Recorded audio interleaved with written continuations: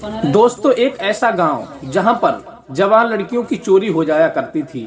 इस बात को लेकर के गांव वाले बहुत ज्यादा परेशान थे कि आखिर लड़कियां चोरी होती हैं तो वो जाती कहां हैं। इस बात की शिकायत लेकर के वो थाने में पहुंचते हैं और थाने वाले जैसे ही उनकी शिकायत को सुनते हैं तो वो बहुत ज्यादा परेशान हो जाते हैं और उनसे कहने लगते हैं कि भाई, इस मामले में हम खुद परेशान हैं। हमने ना जाने कितनी जगह पर दबिश डाली है, कितनी जगह प्रयास किया है, लेकिन हम इस बात का सुराग नहीं लगा पाए कि आखिर आपके गांव की जो लड़कियों की चोरी होती है वो जाती हैं तो जाती कहां हैं। हम बहुत दिनों से प्रयास कर रहे हैं, कोई सुराग हमारे हाथ नहीं लगा है। ये बात सुनकर के वो व्यक्ति बहुत ज्यादा परेशान हो जाता है और एक ही नहीं बल्कि उस गांव से 10, 20, 50 शिकायतें थाने में पहुंच चुकी थी, लेकिन थाने वाले भी परेशान थे।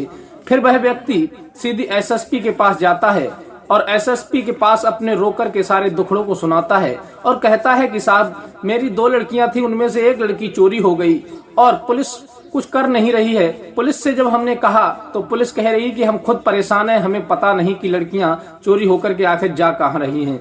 तब इस बात की इंक्वायरी करने के लिए जो उस जिले के एसएसपी होते हैं वो खुद एक्शन लेते हैं और वो भिखारी बनकर के उस गाँव में पहुँचते हैं और फिर किस तरह से उस चोरों की इंक्वायरी करते हैं, किस प्रकार से उस गिरोह को पकड़ते हैं, ये पूरी सच्चाई इस वीडियो के माध्यम से जानने का प्रयास करेंगे। नमस्कार, प्रणाम, मैं हूँ रितेश कुमार। दरअसल आज की जो कहानी मैं आपको सुनाने के लिए जा रहा हूँ, ये सच्ची कहानी बहुत ही इंटरेस्टिंग कहानी है जो आपके दिल को छूकर निकल जाएगी और आप भी सोचने पर मजबूर हो जाएंगे कि आखिर पुलिस की निगरानी होते हुए पुलिस उन चोरों को क्यों नहीं पकड़ पा रही थी और फिर जो लड़कियों के साथ में हो रहा था वो बहुत ही ज्यादा गलत हो रहा था। तो आइए जान लेते हैं, कहानी की तरफ गौर करते हैं। इससे पहले आपसे एक रिक्वेस्ट है, अगर आप हमारे चैनल पर नए हैं तो प्लीज हमारे चैनल को लाइक सब्सक्राइब कीजिए, जिससे हमारा हौसला बढ़ता रहे और इसी प्रकार की क्राइम से संबंधित जानकारी हम आपको देते रहे। साथियों, ये कहानी बांग्लादेश का एक जिला पड़ता है,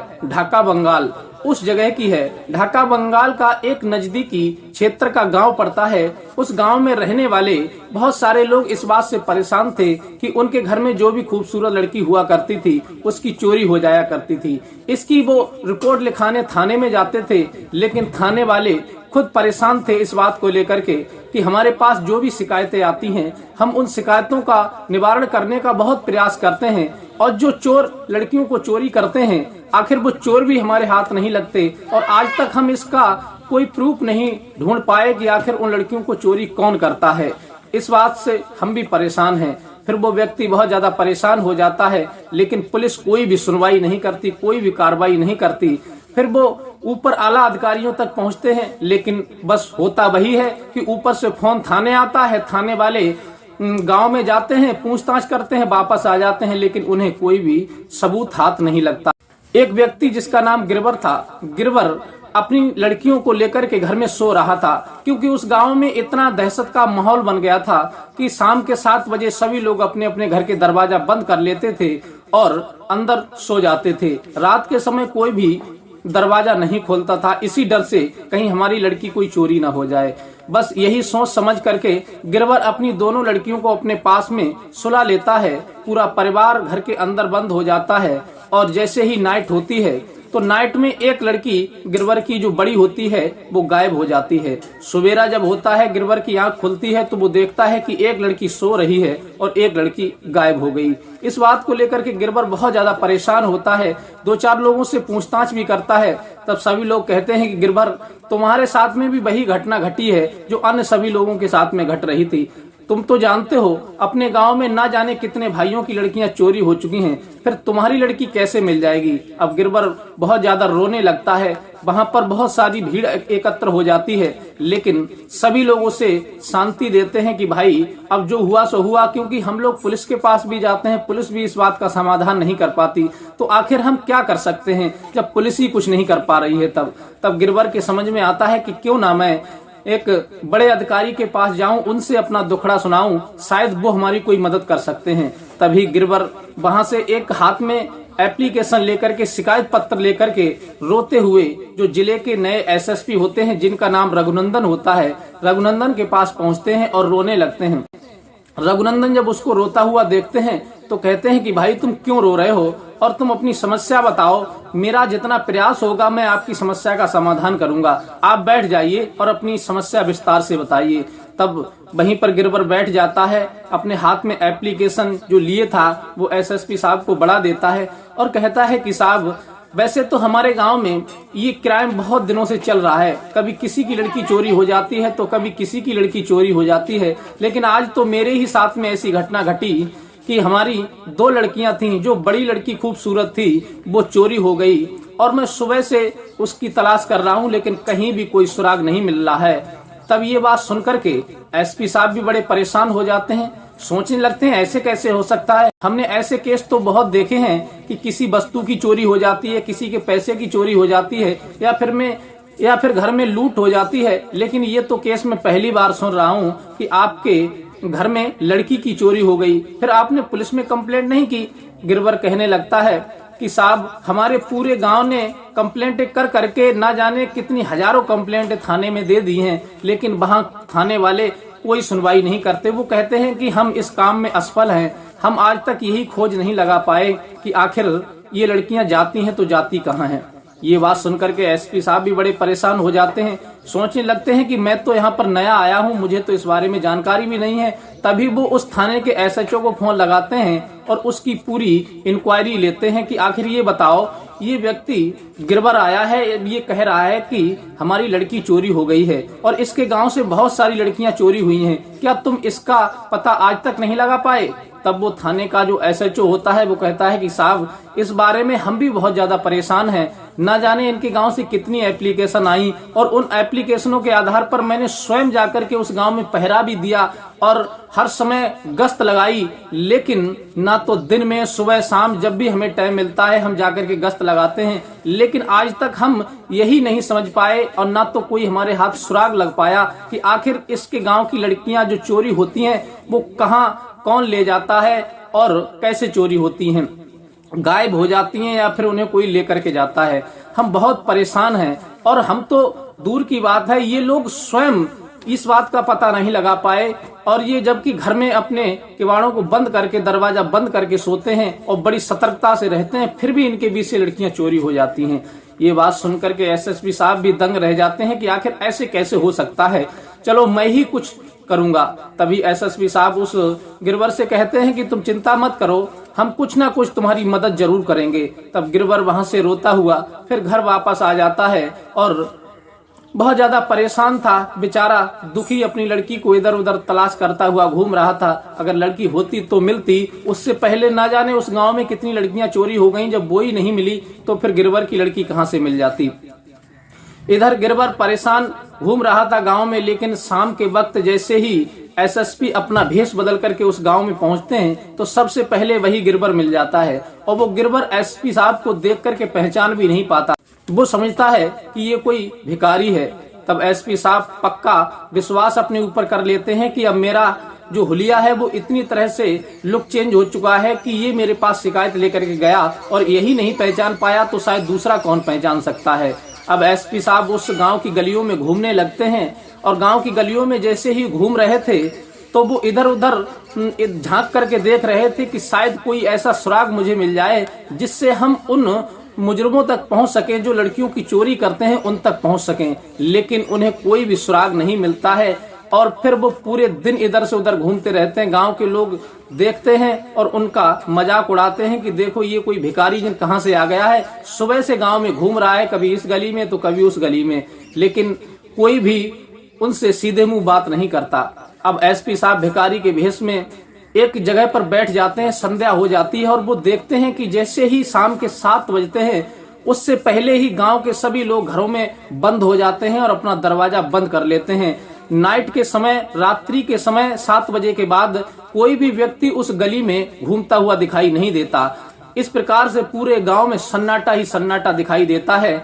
डर की वजह से सभी लोग अंदर हो जाते हैं। एसपी साहब सोचने लगते हैं, बताओ ये लोग इतनी चौकसी से रहते हैं अपने घर में, दिन मुदे ही यानी बंद हो जाते हैं, दरवाजा बंद कर लेते हैं, फिर भी इनके घर में चोरियां हो जाती हैं। बड़े ताज्जुब की बात है, मैं भी बड़े सोच में पड़ा हुआ हूँ, चलो देखते हैं आज क्या होता है। तब एसपी साहब वहीं पर इधर उधर घूमते रहते हैं, पूरे गांव में घूमते रहते हैं, इस गली से कभी उस गली, लेकिन उन्हें कोई रात में भी सुराग नहीं मिलता। लेकिन उस गांव में जाने की केवल 2 रास्ता थी। एक रास्ता तो पक्की सड़क थी और दूसरी रास्ता एक जंगल से आती थी जो बहुत ज्यादा झाड़ियों से निकल करके जा रही थी, और उसके पीछे एक वन भी खड़ा था। उधर कोई जाता नहीं था डर की वजह से। तभी एसपी साहब उसी तरफ पहुंच जाते हैं और उनकी नजर उसी रास्ते पर पड़ जाती है, और वो काफी दूर तक उस रास्ते पर जाते हैं तो वो समझ जाते हैं कि ये कोई गुप्त रास्ता है, हो सकता है कोई इसी रास्ते से आता हो। तभी एसपी साहब पुनः लौट करके उसी गांव में घूमने लगते हैं। तब देखते हैं कि 2 व्यक्ति उसी जंगल के रास्ते से गांव में प्रवेश करते हैं, और गांव में प्रवेश करने के बाद एक घर में घुस जाते हैं। एक व्यक्ति एक को उस घर में घुसा देता है, फिर वो अंदर से किवाड़े खोल देता है, और फिर दूसरा व्यक्ति मेन गेट से उस घर में प्रवेश कर जाता है, और एक लड़की को कंधे पर डाल करके ला ही रहा था, और एक व्यक्ति पीछे पीछे चल रहा था इधर उधर देखता हुआ कि कोई जग ना जाए। तभी एसपी साहब बड़े गौर से उन्हें देखते रहते हैं, और वो घर से निकल करके थोड़ी दूर चल ही पाए थे वो चोर। तब तक एसपी साहब सामने आ जाते हैं और कहते हैं कि यहीं खड़े हो जाओ, तुम लोग इस लड़की को कहाँ लेकर के जा रहे हो। तब वो कहते हैं कि सामने से हट जाओ, नहीं हम तुम्हें गोली मार देंगे। एसपी साहब कहते हैं तुम हमें क्या गोली मारोगे। उससे पहले ही एसपी साहब अपनी रिवॉल्वर निकाल करके उन चोरों पर तान देते हैं, और वो चोर जो होते हैं एकदम से डर जाते हैं, घबरा जाते हैं। जब वो घबरा जाते हैं तो एसपी साहब कहते हैं कि इस लड़की को यहीं छोड़ दो। वो कहते हैं कि हम इसे नहीं छोड़ेंगे, तुम जो कुछ करो सो करते रहो। तब एसपी साहब उन्हें डर पाने के लिए एक फायर करते हैं उन्हें बचा करके, और जैसे ही गोली की आवाज होती है तो वो लड़की उसके हाथ से छूट जाती है, कंधे से नीचे गिर जाती है, क्योंकि लड़की वो जो थी वो बेहोशी अवस्था में थी, इसलिए लड़की जमीन पर पड़ी हुई थी। और उन चोरों के हाथ पैर कांपने लगते हैं। वो सोचने लगते हैं कि आखिर ये भिखारी है, और ये भिखारी रिवॉल्वर कहाँ से ले आया, और इसने हमें क्यों रोका, इसका क्या मतलब है। तब वो चोर कुछ समझने भी लगते हैं कि मुझे लगता है कि ये कोई अधिकारी है, कोई सीबीआई है, इस वजह से ये भिखारी भेष में इसने हमें रोका है। और इधर जब गोली की आवाज गांव के लोग सुनते हैं तो गांव के लोग सभी जाग जाते हैं, अपनी अपनी छतों से उजक करके देखने लगते हैं, लेकिन डर की वजह से कोई दरवाजा खोल करके बाहर नहीं आ रहा था। और जिस घर से वो लड़की लेकर के आए थे उस घर के सभी लोग दरवाजे से बाहर आ गए, और वो अपनी लड़की का नाम लेकर के चिल्लाते हुए गलियों में दौड़ने लगे। तभी वो उसी जगह आ जाते हैं जहां पर एसपी साहब उन चोरों को रोक कर खड़े थे, और वो अपनी लड़की को जैसे ही जमीन पर पड़ा हुआ देखते हैं तो एकदम से वो अपनी लड़की की कौली भर लेते हैं, और उन चोरों को देखते हैं तो कहते हैं यही एक चोर है जो हमारी लड़की को लेकर के जा रहा था। और उनकी नजर जैसे ही सामने उस भिखारी पर पड़ती है, वो भिखारी हाथ में रिवॉल्वर उन चोरों पर ताने खड़ा था। तभी वो लोग सब समझ जाते हैं कि ये भिखारी तो हमने दिन में घूमते हुए देखा था, इस पे रिवॉल्वर कहाँ से आ गई। तब वो एसपी साहब कहते हैं कि तुम लोग चिंता मत करो, मैं कोई भिखारी नहीं हूँ, मैं इस जिले का एसपी हूँ जो भिखारी का भेष बना करके मैं इनकी इंक्वायरी करने के लिए आया था कि आखिर तुम्हारी लड़कियां चोरी कैसे होती हैं। इस बात को सुनकर के गांव वाले बड़े खुश होते हैं और सोचने लगते हैं कि आज समस्या का समाधान हो गया। इन एसपी साहब ने इन चोरों को पकड़ ही लिया, लेकिन आज तक इतनी पुलिस आई इस गांव में, पुलिस ने बहुत प्रयास किया, पहरा भी लगाया, गश्त भी लगाई, लेकिन पुलिस इन चोरों को नहीं पकड़ पाई। आज इन एसपी साहब ने इन चोरों को पकड़ करके दिखा दिया। तभी एसपी साहब कहते हैं कि इन चोरों के लिए तुम लोग पकड़ लो। तब सभी लोग जब एसपी साहब की बात सुनते हैं तो अपनी छतों से उतर करके आते हैं, उन चोरों को पकड़ लेते हैं। और एसपी साहब उसी रात में लगभग रात्रि का 1 बज रहा था, उसी समय एसपी साहब अपना फोन निकालते हैं और रात्रि का 1 बज रहा था और पुलिस को फोन करते हैं।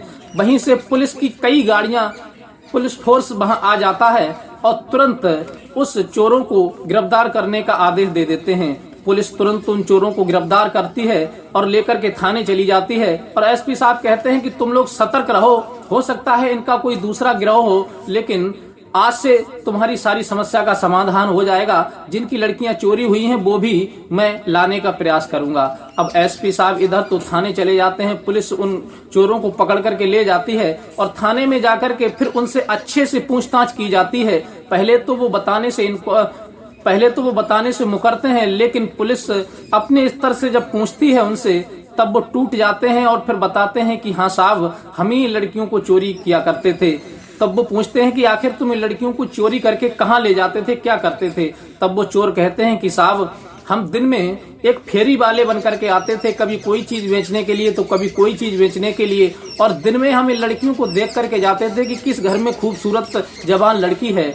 और नाइट में आकर के हम 2 लोग आते थे, एक व्यक्ति हमें घर में घुसा देता था और फिर हम मेन गेट का दरवाजा खोल देते थे। फिर गेट से दूसरा व्यक्ति भी अंदर प्रवेश कर जाता था और जो हमारे हाथ में एक स्प्रे हुआ करती थी, वो स्प्रे हम पूरे घर के चेहरे पर छिड़क देते थे सोते हुए, और वो लोग सोते ही सोते बेहोश हो जाया करते थे। और ये लड़की हम आज लेकर के आ रहे थे, ये भी बेहोश थी, ये भी उसी स्प्रे के प्रभाव से बेहोश हो गई थी। फिर हम इसे लेकर के शहर जाते थे और शहर में ले जाके इस लड़की को हम दूसरे के हवाले बेच दिया करते थे। इससे हमें 1 लाख रुपए मिल जाता था और फिर वो ना जाने कहाँ ले जाते थे। हमें तो ये पता है कि वो विदेशों में लड़कियों की सप्लाई किया करते थे। बस यही हमारा काम था। पुलिस इस बात को सुनकर के बड़ी हैरत में पड़ जाती है और फिर उनसे कहती है कि इस समय तुम्हारे अंडर में कितनी लड़कियां हैं और कितना गिरोह तुम्हारा काम कर रहा है। तब वो सभी गिरोह का नाम बताते हैं चोर, और फिर वहां लेकर के जाते हैं जहां कई लड़कियां कमरे में कैद थीं। एसपी साहब टीम के साथ जाते हैं उन चोरों को लेकर के और उस कैद से लड़कियों को मुक्त कराते हैं, आजाद कराते हैं और उन्हें लेकर के फिर थाने आते हैं। चोरों को वहीं हवालात में बंद कर देते हैं और उसी गांव में फोन करते हैं और फोन करके वहां के लोगों को बुलाते हैं कि तुम्हारी कई लड़कियां हमारे पास हैं और तुम्हारी कोई लड़की हो तो तुम इन्हें ले जाओ, अन्यथा हम किसी दूसरी जगह इनसे एड्रेस पूछ करके उनके हवाले करेंगे। तभी गांव के लोग दौड़ करके जाते हैं और जिनकी लड़की होती है वो एकदम से अपनी लड़कियों की कौली भर करके रोने लगते हैं।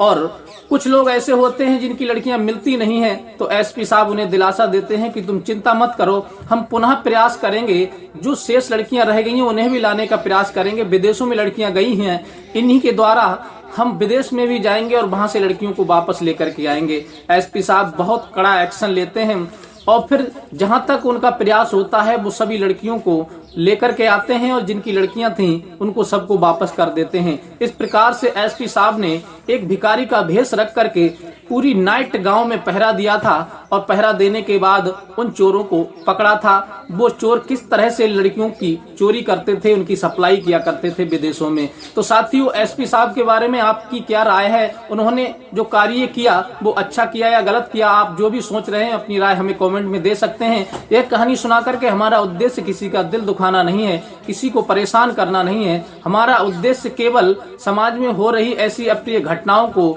आपके सामने दिखाना है, उन्हें जागृत करना है। तो साथियों, वीडियो अच्छी लगी हो तो प्लीज हमारे चैनल को लाइक सब्सक्राइब कीजिए और अपने यार दोस्तों को भी शेयर कीजिए और मिलते हैं इसी प्रकार की कोई नेक्स्ट कहानी के साथ। तब तक के लिए दीजिए इजाजत। नमस्कार।